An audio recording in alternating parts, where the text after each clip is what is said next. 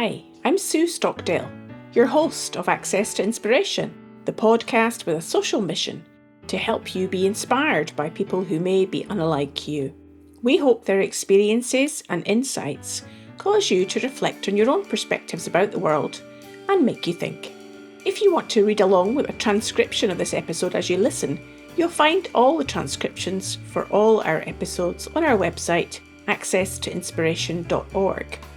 Well, today, our guest to kick off Series 13 and Episode 94 is Faisal Hoque, who is founder of SHADOKA and NextChapter, and several other companies focused on enabling sustainable and transformational change. He's also author of 2 best-selling books, Lift and Everything Connects. And he explains to me how as a boy in Bangladesh, he dreamed of going to college in the US, and how that was the start of a journey of a successful career in that country. Faisal also talks about how food and music have played a significant role in his life. Welcome to the podcast, Faisal. It's great to speak to you today. Thank you for having me. Great to be here. I always love having conversations with guests who've got a really interesting background. Doing some research on you, Faisal, I can't wait to dive in to hear about your life story and how that's really shaped who you are today. Perhaps we could kick off with one of the phrases that I read from your website that said, mindfulness can transform your business. And I'm wondering, how did you find that out? You know, it's an evolutionary process. And I think I was introduced to mindfulness when I first came to US and I was working as a graveyard shift janitor in my Southern Illinois University campus. There was this older gentleman who was the supervisor, and he would correct me by saying, be one with the floor. And I said, what do you mean be one with the floor? How can you be one with the floor?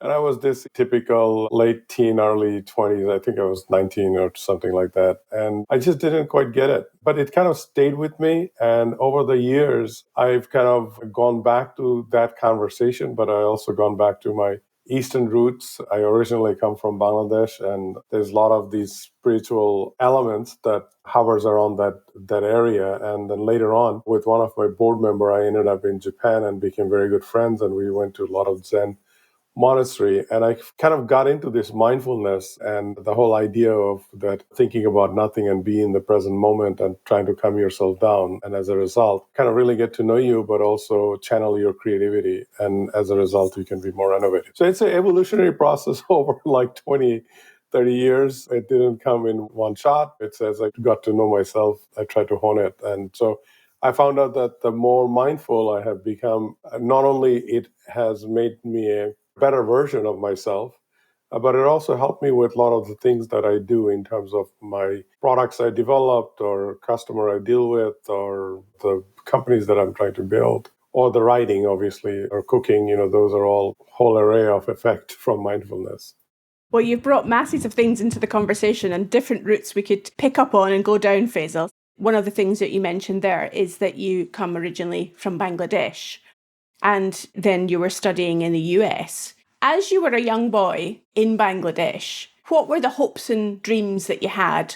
I was very fortunate to go to one of the great missionary schools in Bangladesh. It's called St. Joseph, and that school produces somehow these students. It was a all-boys missionary school. It produces a lot of these high-driven, high-achiever. We didn't know that then, but they all turned to be pretty driven and very impactful with their lives and career over the years. And so I was driven and I was very entrepreneurial because I come from a typical, middle-class family where my father was an engineer and my mother was a teacher and a homemaker. And my father wanted me to be an engineer, and I didn't want to be an engineer of his kind. He was a civil engineer. So I would hang around a lot of time with British Council and what they used to call the U.S. Information Center at that time. It was kind of like a British Council, but you had lots of books and access to a lot of LPs and whatnot. And I would flip through these booklets and catalogs of universities, and it kind of triggered the thought that I wanted to come to U.S. to study computer science. I got exposed to computer at that time, with those big floppy disk, and I wanted to study computer science. So that started my journey. So I figured out, okay, my parents being middle class couldn't possibly support my finances. And as a foreign student, you don't get a whole lot of scholarship, but I did manage to find a little scholarship. And then I had to figure out how to save up some money by selling stereo equipment to buy for my ticket and cobble together a semester worth of expenses. And that's kind of started it. So this entrepreneurial spirit and idea of exploration and adventure was probably ingrained in the very beginning at the formative stage of my childhood. So, and that kind of stayed on with me. And it sounds very romantic and all that, looking back, but it wasn't. It was quite tough coming here at a foreign country, not knowing anyone and putting yourself out there. I don't know whether I would be so bold to let my son, who's now 22, do what I did. But things were even more disconnected. Now we're super connected, but we're talking about mid to late 80s, right? So no internet, no phone. If you wanted to make a phone call, it will cost you like, $300 for 15 minutes, that sort of a thing. So what I'm hearing, Faisal, is really that ability to be resilient and to use your resourcefulness to make things happen when you're in a foreign country and you have to fend for yourself. And those are really important entrepreneurial skills. I know that you were studying at university, and as you mentioned earlier, you were doing cleaning work to support you in terms of finances. And that's then when you were learning about mindfulness initially. How were you able to afford to continue on with your studies? It was very difficult because I would be up in the middle of the night because, it was graveyard shift. So we're talking about midnight to 3 o'clock in the morning. And then in the next day, I would have to go to school. And not only I had that job, I had also another campus job where I would work in the campus cafeteria. So it was very, very hectic and emotionally draining because I come from a middle-class family, so at least had a food over my head and food on the table and never cooked in my life before or taken care of myself. So this was a shocker, a sink or swim time, right? And I realized that right after the first semester, I had only like $600 left after paying first semester's tuition. And if you're going to university, that's nothing. I mean, you can barely survive. So I didn't even know how I pay for my next semester's tuition, but I figured out a way and then I managed to get a full scholarship from University of Minnesota. So I moved to University of Minnesota. So that helped because at least my tuition was taken care of. And I started working a slightly better job. And actually it had a profound impact on me later in life. I started working at a French bistro and met this wonderful lady who kind of adopted me as one of her kids and taught me a lot of things about cooking. And so that kind of gave me a grounding and it went on from there. Entrepreneurship is a very human journey. Every human being is an entrepreneur of some kind. Entrepreneurship, I've actually written about this, I don't define entrepreneurship just you build a business and you become successful at the business and that's what's defined entrepreneurship. There's all kind of entrepreneurs now, social entrepreneurs, solo entrepreneurs, even in the corporate world, there is entrepreneurs within the corporation. It's really the ability to make something and try to create an economic and a social construct that allows you to thrive. That's how I define entrepreneurship. And when I went to University of Minnesota, I got very much involved with the International Student Club, which I became the president of the club, and I got very involved with multicultural students and try to build up that organization. So it kind of helped these, as Steve Jobs used to say, that you cannot connect the dot forward, but you can connect the dot backward if you look about. So it's always the case, right? So I couldn't connect the dots how those things will help me, but it did. It stayed on with me, how you interact with people, how you try to rally people behind your ideas and thoughts, and how do you be resilient and resourcefulness. These leadership traits or learning or lessons, whatever you want to call it, kind of stayed on with me. And I'm very grateful for the bad and the good that I was able to do that because adversity and challenges comes in all form, and that's life, right? It's a journey, and professional, personal adversity is some days are good, some days are bad. That's how it is.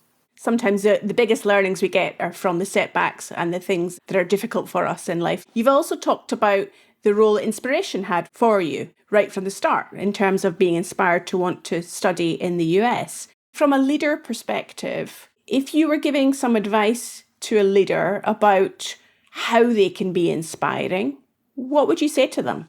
I think, two, three things. First, inspiration can come from anywhere and everywhere, right? And anything and everything. So whether that's the food that you're trying or watching a chef cook or a musician playing a music or reading a book or looking at that you work with or some conversation you're having on the street or watching a movie, you can find these nuggets of inspiration in all sorts of form. At least I do, and I think many people do, right? So that's number one. Because when you find that, that allows you to reflect what you're doing and however you're trying to interact with other people. Leadership at the end of the day is about interaction, right?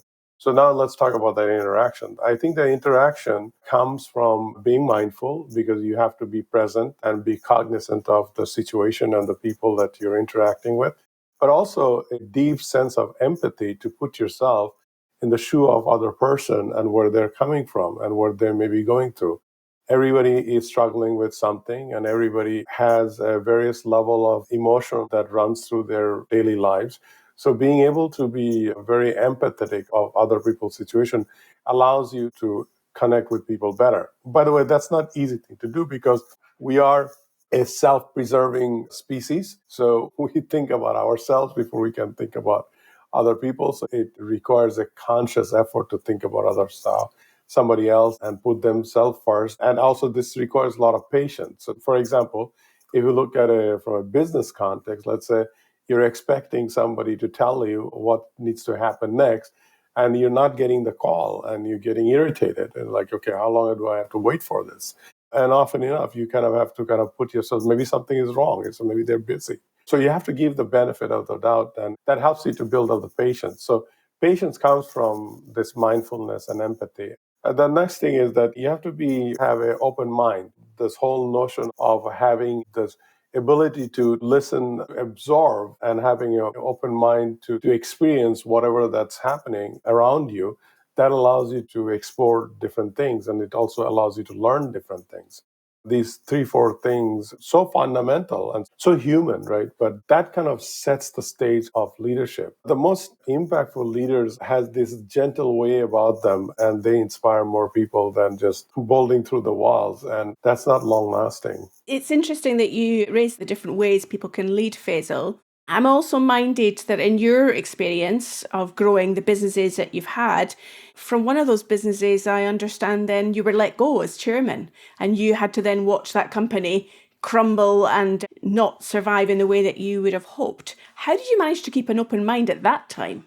It was very difficult because I was also very young, right? So this is when I was like 26 years old. I'm now early 50s, so it's in quite a time. So this was at that time, the height of my professional journey because I felt I made it. I had already one company which successfully got molded inside GE. I worked for a couple of Fortune 500 by that time. And then I started this company and immediately got some pretty big customers and lots of buzz, typical internet tech entrepreneur. And I raised a lot of money. And as a result, I lost control. When you raise a lot of money, obviously your shares get diluted and you don't have the same level of control. So the investors had very different ideas how to grow the company. And, and I was feeling that you have to build a foundation before you can go for growth. You can't run a marathon from day one, right? So, but those days, 1999 timeframe, 2000 timeframe. So there was this massive push towards taking companies public and makes a lot of money, and that's craziness. So I got fired, and we did a totally different vision. They thought that they could bring a different leader and grow the company faster. It was the farthest thing from the truth. They lost all the customers immediately because the customer lost faith, and then they hired a lot of people, moved the company at a different location. It was misguided, well-intentioned maybe, but misguided, and the company went bust. And it was not only that. What was very hurtful was that my first book is really my second book, which I really don't talk about it. My very first book, I was actually writing a book at that time and arguing that new business model are going to be not just driven by tech, but you have to look at it from a holistic point of view and see how the whole ecosystem works, whatnot. And they said, well, it's our intellectual property, right? Because you work for the company. So they kept the book and kept the manuscript and actually published it under a different employee and different team that was there. So I felt really betrayed and totally disheartened. And I kind of said, maybe entrepreneurship is not what I want to do. Maybe I should go and take it easy and whatnot. But once an entrepreneur is always an entrepreneur. So within the next 9 months, I started my next company. I also wrote a totally different book. And this is where my writing career really started because it came from a place of adversity. So my first book, or which is really my second book, got published from Cambridge University Press, which was called The Enterprise. And it went from there. And then obviously I had other adversity going on. That you think that, okay, well, one chapter is over, next chapter is all steady as she goes, but it's never the case, right? So I started another company 2008 and 2009 came along, the market crashed and things got very difficult. At that time, I had a pretty thriving business. And by that time, I already had several books under my belt. But even until 2012 timeframe, I wasn't really talking about these things that we're talking about now, meaning the mindfulness and leadership and not. So I found a profound change in me in terms of really how do you understand yourself and how do you connect with other people. And this Japanese gentleman who was Toshiba's chairman and CEO of US, he took me to Japan and exposed me to these elements of spirituality, totally put me in a different trajectory. And here I am. And I'm doing a lot of work with our US government. And I wanted to give back. So that's been very rewarding in many ways. But then my mom got sick, so I had to deal with that. She's fine. She's now in a nursing home. Then the next blow came in a couple of years ago, 2020, where my 18-year-old son, he was at that time freshman in college, got diagnosed with cancer. So we've been dealing with that for the last couple of years. But this kind of started the next chapter for me where I picked up the pen again and wrote Lift. And my message was that if you want to lift others, you have to kind of lift yourself first. And it's really a message to his generation, given post-pandemic, the fourth industrial revolution, social disruption of all kind, isolation, the impact of social media, etc. So how do you conduct yourself with some level of sanity? And so it comes from that. And each time, anytime I have a blow of some kind, like anybody else, none of us are special in that context, right? We all have blows. It's just how it happens. We get a lot of ups and downs in life. But my approach to things is when I face adversity, somehow I get very motivated to do something. And nowadays, that do has to be more about others than for me because I'm more mature, I'm more capable, I got more resources. So it gives you an opportunity to do a lot more things. As an example, all the proceeds from the books are pledged to cancer research because of my son. So you can crumble, and it's our only son, so you can crumble and hide under the blanket, or you can take it with a calm approach and see what can you do. It seems you've had a myriad of challenges that you've faced in work and life, Faisal, and you've found a way through them. What would you say are your greatest strengths? Your strength and weakness, I think, change as you mature. And I think these days, my greatest strength is perhaps being mindful and staying calm and seeing beyond the fog and create opportunity beyond the fog. So if you listen to this whole conversation, each time I forged a path with positivity, not with negativity. It's not a naive positivity in the sense that all will be okay. Things just don't are always okay. But you can come up with a plan and try to make an impact, and out of that comes some positive result. And that's just life. You have to accept it. And I say this all the time where I say, you can't be constantly happy, but you can't find momentary joy and momentary impact. And if you have more joys and more impact, maybe you can have greater happiness than where you are. And your measurement yardstick is you. It's not anybody else. I'm not trying to compare myself with anybody else. It's just totally a battle within yourself and a battle with yourself where you're going to go. Two of the things that you have alluded to in our conversation so far, Faisal, that I'm wondering whether they have any impact on your mindset and your approach is your love of cooking and music. You've spoken about both of those things. What role do they play in your life these days? And are they relevant to your outlook? Both of them, by the way, if you want to talk about universal language, food and music is a universal language. And it's not just universal language between conversation and interaction with people, culture. I think there's a deep spiritual tone to it, right? So, I mean, when you listen to music, it somehow talks to you. And greatest musics are about joy, sorrows, and inspiration. So it has always been part of my life. And music of all kind, by the way. I'm not one of those people that say, okay, you have to listen to classical jazz. If you listen to something else, I draw inspiration from all kind of music from all over the world. So same with the cooking, by the way. I think it's a language that allows me to show love for my family and for my friends and whatever. But also it allows me to think about the cultural undertone, where it comes from, and what was the circumstances a particular dish was created. Some are from happy occasions, some are from deep adversity. So, I mean, we can look at Jewish culture, Muslim culture, African culture. Food always came from the Hindu culture. They all come from some level of that cultural tone. And lately, especially last couple of years, because of my son, I've taken it to the whole next level of nutritional value. And how do you lift your spirit, but how do you lift yourself with food? So I've been kind of doing a lot of these as I cook. I look at these different notion of nutritional value and what makes you happy. When you eat something, it makes you happy. And that comes from texture, color, not just making something up and eating it. There's a saying that the Zen monks have two critical tasks every day: cooking and cleaning. And that's where their fundamental foundation of mindfulness. Abbott practitioners of both. It does give me a level of meditation without actually doing meditation. I do meditate, but it's a different kind of meditation. So, I mean, those two things are very important. It defines me. And if we were to see Faisal at his best in the kitchen cooking something and listening to music, what would be on the CD and what would be getting cooked? Well, it depends on the occasion. I mean, we're just going through a holiday season. So, last few days I've been cooking up a storm. So, in holiday time, my dishes are very colorful and it comes from many different cultures. So, I mean, since you're in UK, I mean, I like making a lot of pastries and whatnot. So, I made a fish en croûte and then lots of colorful salads and Middle Eastern beet salad with Greek yogurt, that sort of a thing. So I find myself that it's very seasonal and very occasional.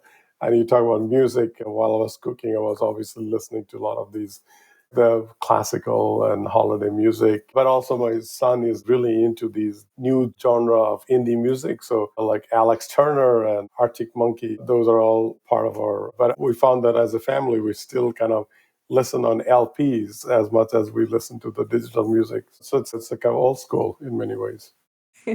I think you're describing to us how any of us can be mindful and just enjoy the experience of what we're doing. If we're cooking wonderful food, listening to great music, having people around us that we love, it can just relax any of us. As you're looking ahead then into 2023, Faisal, I think you have another book coming out and no doubt other projects on the horizon. What are your ambitions for the year ahead? These days, it used to be that I got to grow my company at a certain level. If you talk about professional level, and I have to generate a certain level of revenue, et cetera, et cetera. Oddly enough, I don't have that sort of goals anymore. So to me, I do many projects, as you said, so this book that's coming out, it's actually in association with IMD Business School. And this is very unlike Lift and Everything Connects, which was focused on leadership and creativity innovation. This is about organizational transformation, for-profit, non-profit, government, it doesn't matter. And there is a leadership bent to it, but also there's a organizational bent and technology bent to it. So I did this in association with IMD Business School, and it's for the next generation leaders who are trying to transform large organizations, but also, the entrepreneurs who are trying to build new companies and whatnot. So that's one project, and there's a whole series of things associated with it that I planned out in terms of creating digital courses, having a digital platform that people can self-use, whatnot. But getting involved more with education, increasingly finding that kind of running, as an undercurrent. I'm trying to team up with a number of these world-class educators around the globe. IMD being one of them. There's others here in the US. I live in East Coast, so you can imagine the variety of schools from MIT to Rutgers. There's a whole variety of schools. And I will probably keep doing the work that I'm doing with our government, which is very important for me, because I think an efficient government allows you to create the opportunity for citizens to thrive. So I've always believed in that. And then I'll probably end up doing some private sector work. And as I said, cancer research has become a thing for me because of my personal situation. So I'll do anything and everything to generate any kind of revenue I can for their research. Well, it sounds like you're going to be a busy man in the year ahead, Faisal. It's been really fascinating to talk to you, just to learn about how you've turned adversity into triumph and how you've brought some of the skills of mindfulness and being present and open-minded to your work and your career. If people want to find out more about you and the books that you have and the work that you do, how might they do that? Obviously, I'm on the internet. You can find my website, which is faisalhoque.com, but I am very active on LinkedIn. I try to post something twice a day, a nugget of inspiration or an article on various topics, all the topics that we talked about. And then I'm also on Twitter. Books are available on all the major bookstores like the Amazons and the Barnes & Noble and the airport. So I'm easy to be found. Fantastic. Well, again, it's been a real pleasure to speak to you today. I wish you well with all your activities, and I look forward to thinking about what you're going to be cooking next as the week develops. Thank you so much. Thank you for having me. Thank you, Faisal. I hope you enjoyed my conversation with Faisal, and we wish him well in all his endeavours. Next week, I'll be talking to Ray Martin, who after a number of significant life events decided to sell his house and most of his possessions and go on a 6-month sabbatical that ended up lasting 14 years. I can't wait to find out more about that. Look forward to speaking with you then.